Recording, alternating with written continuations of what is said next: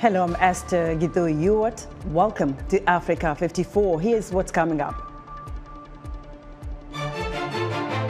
The Israeli army releases video footage showing its soldiers carrying out military operations and dismantling Hamas infrastructures in Gaza.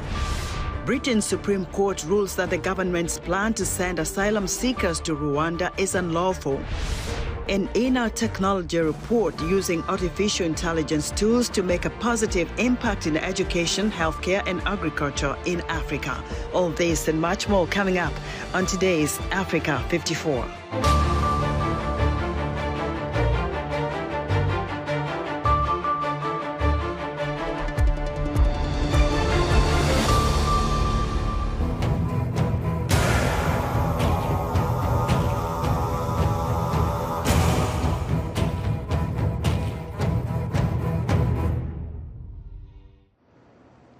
Israeli ground forces entered Shifa Hospital in Gaza Wednesday after claiming that Hamas militants operate out of the facility.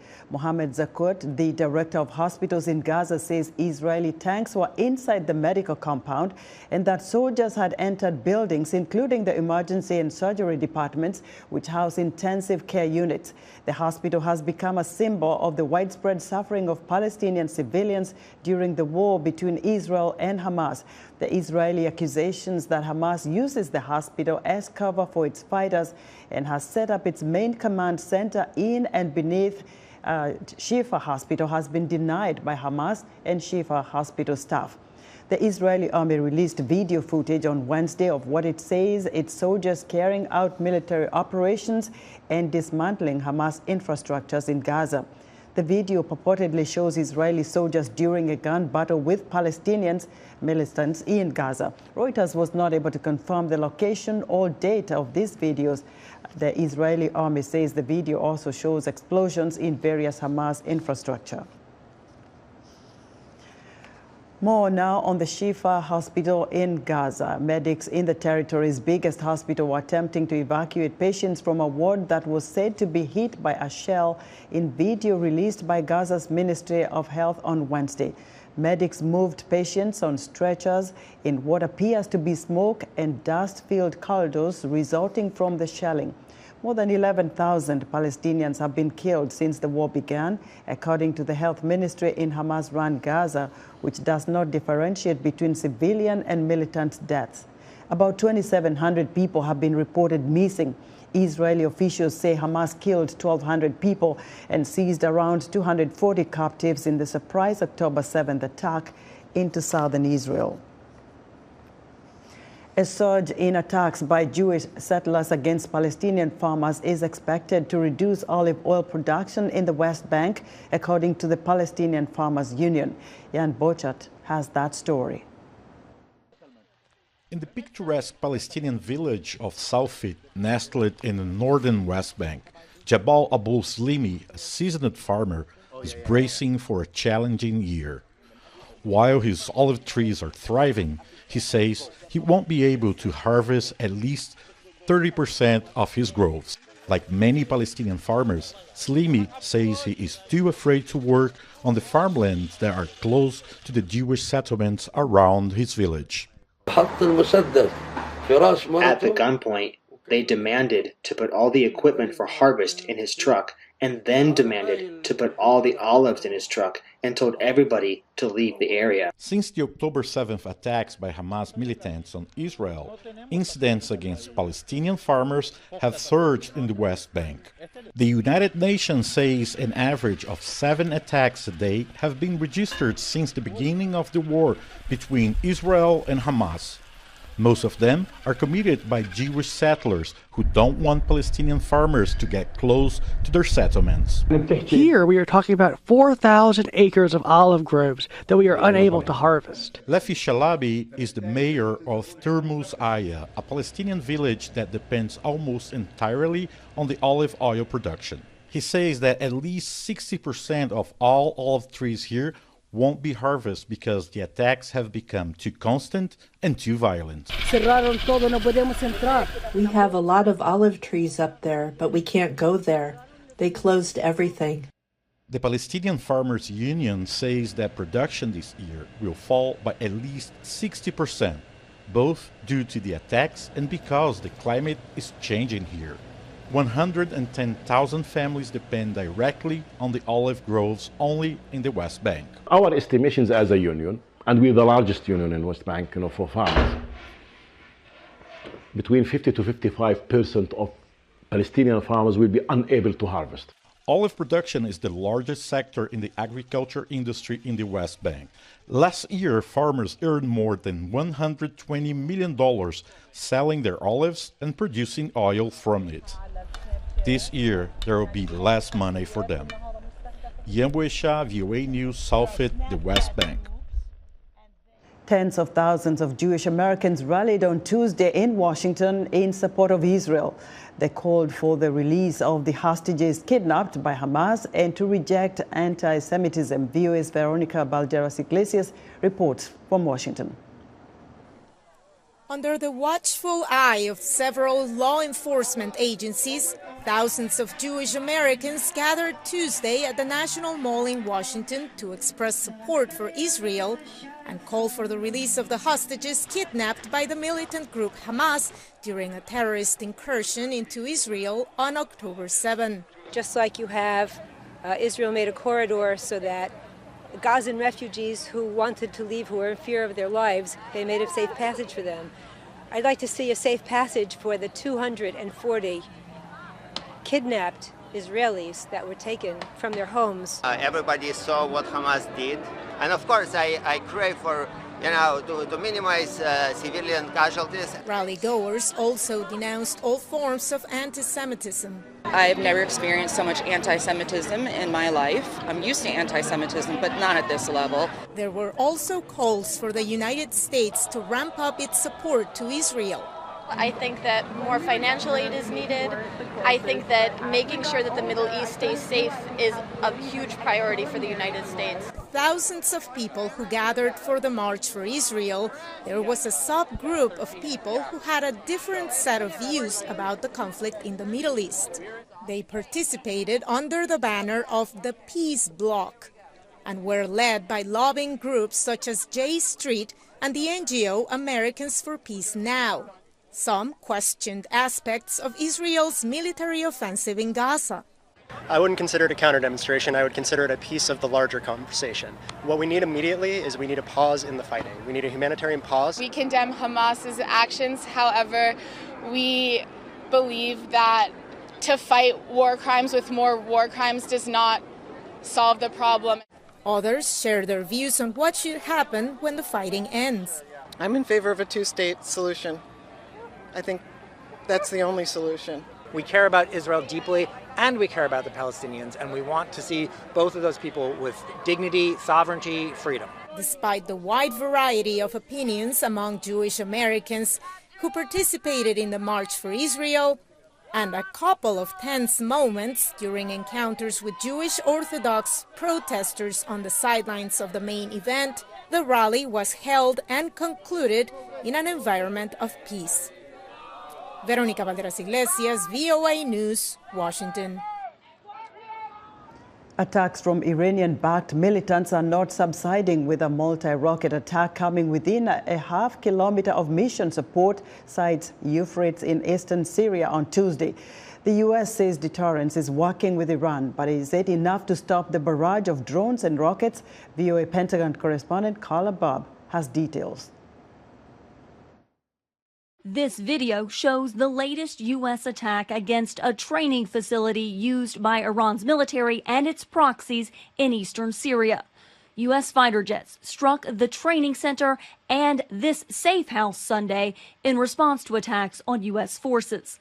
Defense officials tell VOA Iranian-backed militants have attacked U.S. troops in Iraq and Syria at least 56 times in less than a month, with at least 5 attacks coming after the Sunday strikes.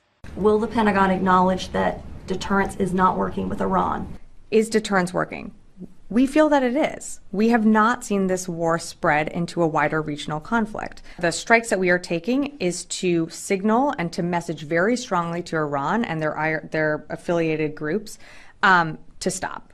That is the purpose of those strikes. And we are You think they're getting the message because they keep striking? I understand that. But again, I think we are being very deliberate on how we, and when we conduct our strikes against these groups. And I think that Iran is certainly seeing that message. More than 50 Americans suffered minor injuries or traumatic brain injuries from the attacks before returning to duty, officials say. A bipartisan group of senators telling reporters Tuesday the U.S. is lucky that no Americans have died from the attacks, and calling for a stronger response against Iran's Islamic Revolutionary Guard Corps, or IRGC. If Iran continues to threaten our troops in Syria and Iraq, the right response militarily would be, in my view, to hit the IRGC training bases and infrastructure inside of Iran. They have never doubted our capabilities. On occasion, they have doubted our will. Retired General Frank McKenzie, the former commander of U.S. forces in the Middle East, tells VOA the message America sent by its reduction of forces in the region has left Iran emboldened. Their primary goal remains the ejection of the United States from the region. And that's the reason these attacks are spiking up. And two defense officials now confirming to VOA that the U.S. was indeed very lucky during an attack last month at Erbil Air Base. A drone crashed into barracks housing U.S. troops. It failed to detonate, but one official told me had the drone exploded, several troops could have been injured or killed. Carla Babb, VOA News, the Pentagon.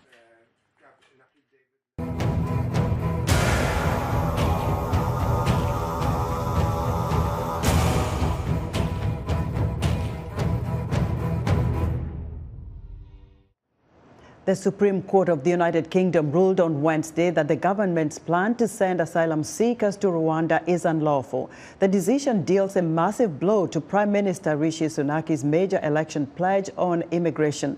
The court unanimously rejected the government's plan, appeal against an earlier ruling that migrants could not be sent to Rwanda because it could not be considered a safe third country. Supreme Court President Robert Reid spoke about the decision. As I have explained, the legal test which has to be applied in this case is whether there are substantial grounds for believing that asylum seekers sent to Rwanda would be at real risk of refoulement.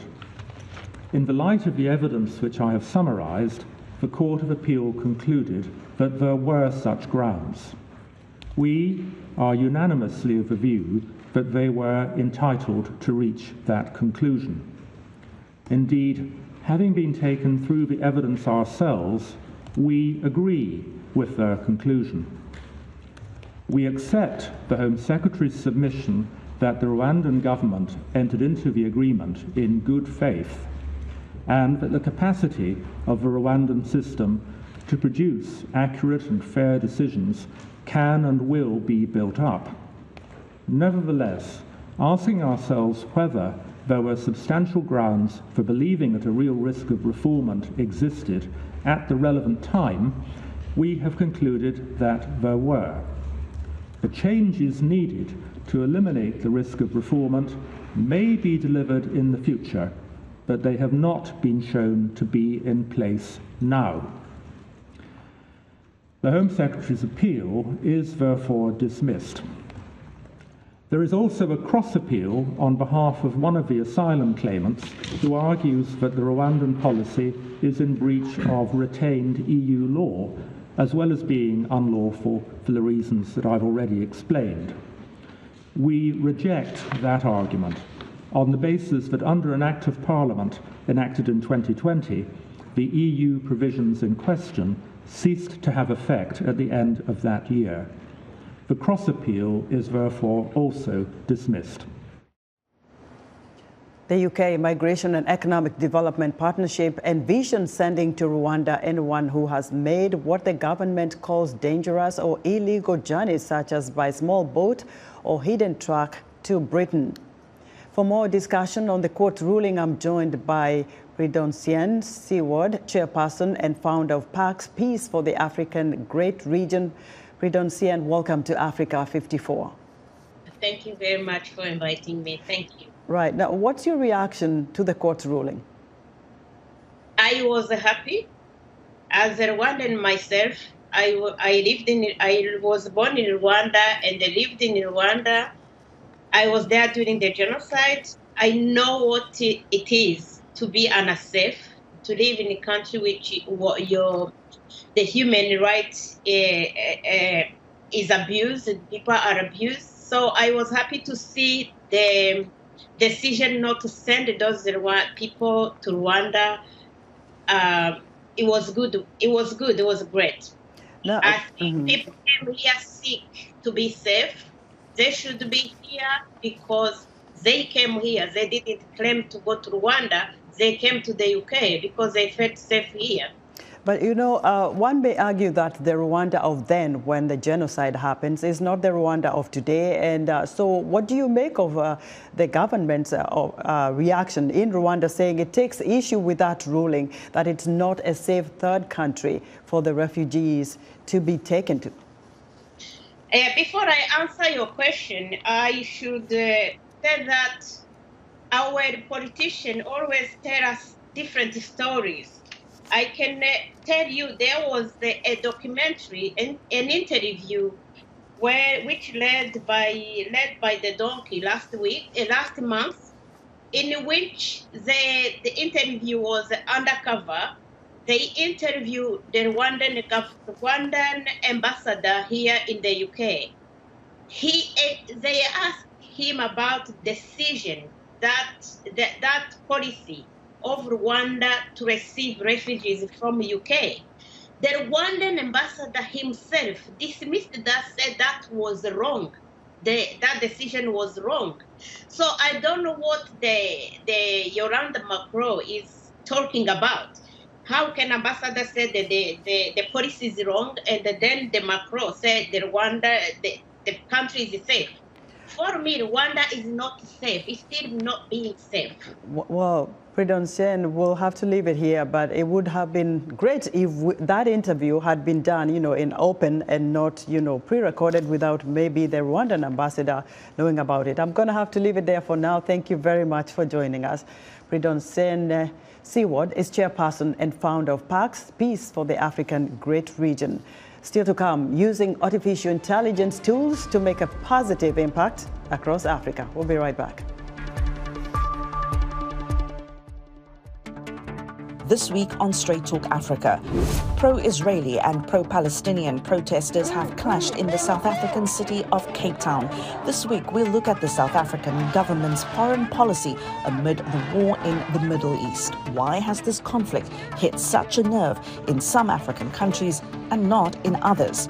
Join me, Heidi Adams, and my guests on the next Straight Talk Africa.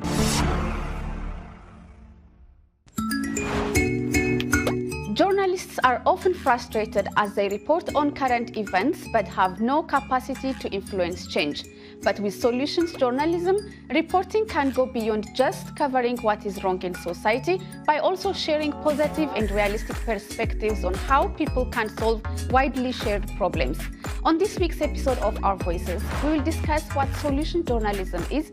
We will also hear from experts on ways to use solution journalism as a way forward for Africa. Join the conversation each week right here on Our Voices. In other news, the U.S. Agency for International Development says it will resume food aid for people across Ethiopia in December after assistance was paused earlier this year following implementation of comprehensive reforms. Ethiopia's food crisis has deepened in recent years as a result of war in the Tigray region and the Horn of Africa's worst drought in decades. International prosecutors say Alois Dimbati, one of the last remaining fugitives wanted over the 1994 genocide in Rwanda, has been confirmed dead almost 3 decades after his demise. The Office of the Prosecutor at the International Residual Mechanism for Criminal Tribunals, the successor to the UN Tribunal, says it was able to conclude following a comprehensive investigation that Dimbati died by around the end of June 1997. And the United Nations is calling for an independent investigation into mass killings in Burkina Faso this month that left dozens of people dead, including children. Burkina Faso state prosecutor says that more than 70 people were killed in an attack in November 5th in the town of Zaongo. Now to the APEC summit in San Francisco, where correspondent Philip Crowther has this report. In a few hours then, Presidents Biden and Xi will be meeting at a country estate south of San Francisco for their first head-to-head meeting in a year. The hope for all concerned is that the simple fact of pulling off this meeting stabilizes U.S.-China relations after a rocky period. A relationship that was strained by the U.S. shooting down a Chinese spy balloon over the continental U.S., by differences over Taiwan, represented here, by the way, and by quite a few other incidents. For Biden, the meeting is a chance to get Washington and Beijing back on a normal course corresponding once again, he says. There is hope for some concrete agreements to come out of the meeting, including on restarting military-to-military communication that had largely gone dark since August of 2022. The White House says Biden is ready to confront his Chinese counterpart on difficult issues such as trade, Beijing's burgeoning relationship with Iran, and human rights concerns. Xi, meanwhile, is looking for assurances from Biden that the U.S. will not support Taiwan's independence, won't start a new Cold War, or suppress China's economic growth. He is also keen to show the U.S. that China is still a good place to invest. Now, the two leaders are here in California for the annual Asia-Pacific Economic Cooperation Forum. These APEC Summit events already have attracted quite a few loud demonstrations, and more are expected today, including protests against Xi himself. After his meeting with Biden today, Xi will address American business executives at a dinner that will cost each participant a cool $2,000, a rare opportunity for U.S. business leaders to hear directly from the Chinese leader. APEC's other 19 members will hope that the summit that starts the day after that dinner begins with a more positive outlook on the U.S.-China relationship than there has been during the last difficult year. Philip Crowther for VOA News, San Francisco. Artificial intelligence tools have the potential to make a positive impact in education, healthcare, and agriculture in Africa. If AI systems are developed and used for good, they could be a game changer for the overall well-being of individuals and society. Here's Paul Ndiho with the details. Hello, Paul. Thanks, Esther. That's right. Critics say artificial intelligence systems exhibit biases or discriminate against individuals or groups. But striving for fairness, AI can play a significant role in reducing disparities and promoting equal opportunities. For more perspective, I spoke to Joshua Opuku Ajemang, the president of Ghana STEM Network. Welcome to Africa 54. Thank you, Paul. There's been a lot of development around AI tools, AI systems. To an average person, what is AI? When we talk about AI, artificial intelligence, we're basically looking at building systems or machines that can think like human. In academics, we say somebody is very brilliant, somebody is very intelligent, meaning they have some abilities, they have some skills that help them to be able to do something that excites us, right? And that way we say they are intelligent. Now we're trying to put the same level of intelligence into machines, or build that into machines. And that's what is done by artificial intelligence. Now the goal of AI is to be able to build systems that could be able to make some form of decision on their own, so that it doesn't always require human being to be around before that decision could be taken. Assuming you're running a bank, you want to be able to detect fraudulent activities or transactions that raises concern. If you have like thousands of records, you need a human being to go through them one, thousands of records. And that means you need more human beings to be able to validate all of that. Now, if you have one AI system, they could be able to scan through all those records, probably in a few minutes. But with AI systems, you'll be able to scan all the 1,000 pages within minutes and be able to identify all the people within that space. There are a lot of people who are concerned about this technology. People think that it's something that could be used for good, but there are a lot of people who think that it could be used by bad actors to do really bad things. How do we prepare ourselves for these emerging technologies? There's so much happening in the world today in the area of emerging technologies, and AI to be specific. All these technologies, the investment, the research that has gone into it, the sole purpose is to help solve problems, because it can accelerate the rate at which we solve problems. create new opportunities for as many people as possible. However, there are challenges with privacy, security, ethical concerns as well. So we can take the like of information dissemination, right? You can use AI to write good stories, good articles, good context, that could really help create rich content for your audience. The same tool can be used by someone to also create misinformation that leads to chaoses, among others. Right. The same tools that can be used for creating video content that could excite your customers, engage them, could also be used to create deepfake. That could be used to manipulate people, to get them to doing things that are not ethical, right?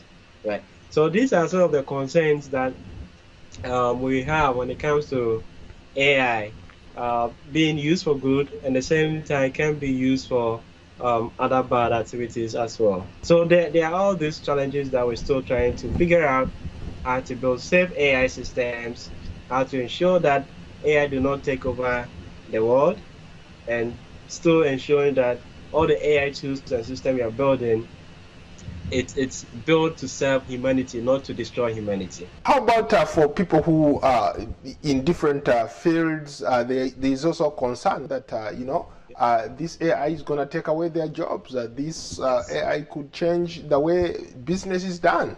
How do you alleviate their fears? We see a new revolution coming, where now most of the jobs are going to be automated. Even the office works, most of them are going to be automated by emerging technologies. And this is also going to change how we see work. What it might mean is that you might not necessarily have to wake up and go to office to work. It means you can wake up, be in your VR, and you be in your virtual office and work. So all this transformation that is happening, I think those who are able to adapt to this new way of life and work will still stay relevant, but those who might not want to move from the traditional office work 8 to 5 might still find it difficult to be able to get jobs, because there might not be 8 to 5 kind of work again. I think we all have to start figuring our career and what is going to happen to our career and profession in the next 10, 20 years to come, and start adapting. That way we'll stay relevant. But if we fail to, then we might end up being displaced by all these technologies. I've learned so much from you. Thank you so much for your time. Thank you too. Joshua Opuko Ajamang is the president of Ghana STEM Network. That's today's Tech Report. Back to you, Esther. Thank you so much, Paul. Be sure to join Paul Diho every Wednesday for his Tech Report right here on Africa 54. And that's our show for today. Be sure to watch Africa 54 on our website at voaafrica.com. From all of us here in Washington, thank you for watching. What's up, Paul? I do have a story.